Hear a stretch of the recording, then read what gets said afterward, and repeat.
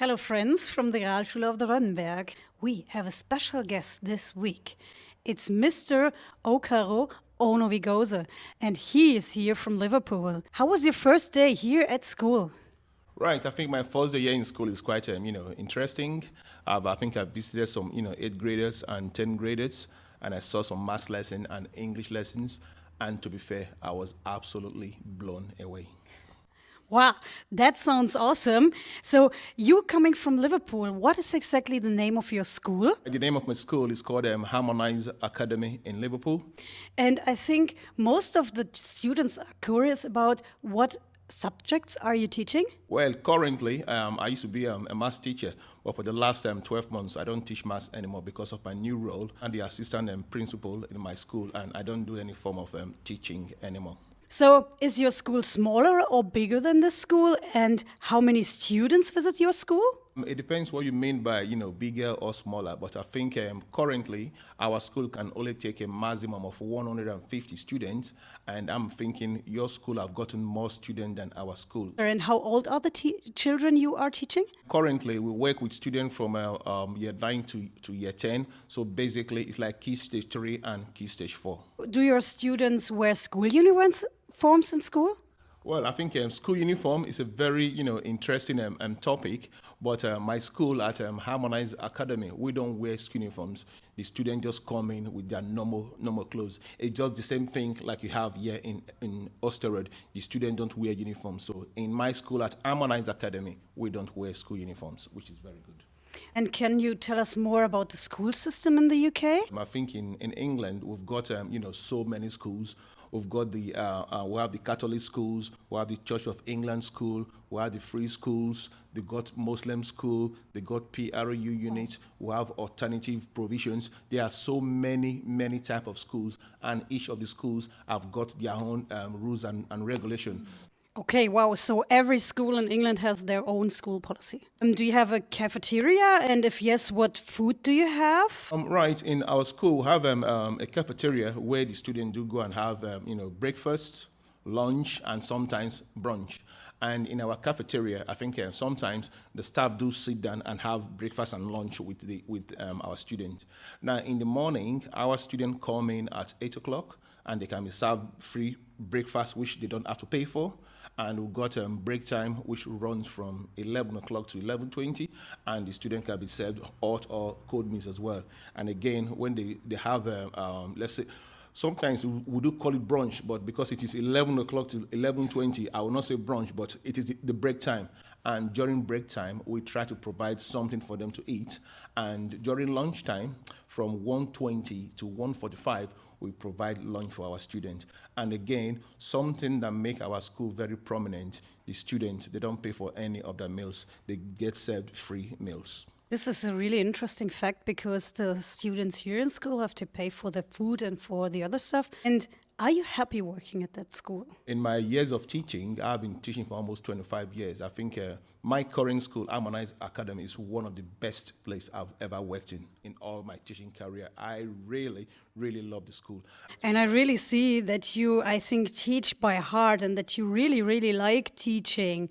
What about your colleagues? Do you have a good relationship with them? I think in terms of relationship with my colleagues, I think I've got one of the best relationship with every single staff in the school. In the school, I'm proud to say I am the only one who they refer to as Mr. OK. So if you go to that school and ask for Mr. OK, I think every single teacher knows Mr. OK. Even the students, ex-students who have passed, who have graduated and left the school, if their younger ones are coming to the school, they always tell them, when you go in there, ask for Mr. OK. Because the good thing, I don't know, maybe it's just my nature, because I am an happy person. I am always happy. And You spent one day here in school. Are the students very different from the students in England, or what do you say? I would say the students here are not quite different from the student in England. I think the student I've seen here in Osterode, I think they're a bit similar to my school. I think there's no uniform. People come in with their own clothes, which is very good. That is the same thing that happens in my school. One difference, which I think something I've just noticed between this school and my current school, is that in terms of the class sizes. In our school, the maximum you can have in a class is 9 students per class. But I think I've seen, I think up to 25, in some cases 22, 26. So because we've got smaller class sizes. It's a big topic here in school because since this school year we have a phone policy, so no phones are allowed anymore in school. So if we see a phone, we have to just, put it away. What about your school? Do you have a phone policy? In England, it's a major issue that affects every single school. So like my school, we've got a phone policy. When the students do come in, what we tend to do, immediately they arrive at the gate, we have to just ask them if they've got the phone. If they've got the phone, they have to. It's a must. It's a must. They must hand the phone to reception, and we keep the phone in a little, like a pencil case. Everything in there. We keep that phone in there. So by the end of the day, when they're going home at 2:45, we hand the phone back to them, which I think more than 99% of them do, support. So if any student comes in and refuses to hand in their phone, we don't let them into the premises. They will have to go home. Okay, so I think this is nice to hear because it was a really big thing here. So our school students or our students in school like to do trips. What about your school? Do you do trips? And if so, where are you going normally? Now, Alton Towers, I think it's like a park that have got so many rides. Okay. I think it's a major place in England. I think almost most of the schools in England tend to take their students to Alton Towers. I think it is. It's like a trip where students who have behaved well at the end of the year. Let's say, for example, the year 11s. Now, year 11s are students who are doing GCSEs. That is the last exam they have to do before they leave the school. So let's say, for example, it's like a token, a form of appreciation shown to the students. But in my school, I think we've had about 2 or 3 trips to Alton Towers. At the end of every year, the students who have really done really well, who have behaved really well, we give them the opportunity if they want to go to like certain trips, like Alton Towers. We have what we call go-karting, we have paintballing, but the Alton Towers is a massive, really big park. So the ones who have done really well would normally take about maybe, I think 12 to 15. They have the opportunity of going to Alton Towers. Now, before they will go on this trip, there's something we call them achievement points. Now, when we say achievement points, these are the points that the students do, they get at the end of every week. In my school, if a student behaves well in lesson, they get points. So we calculate all the points together.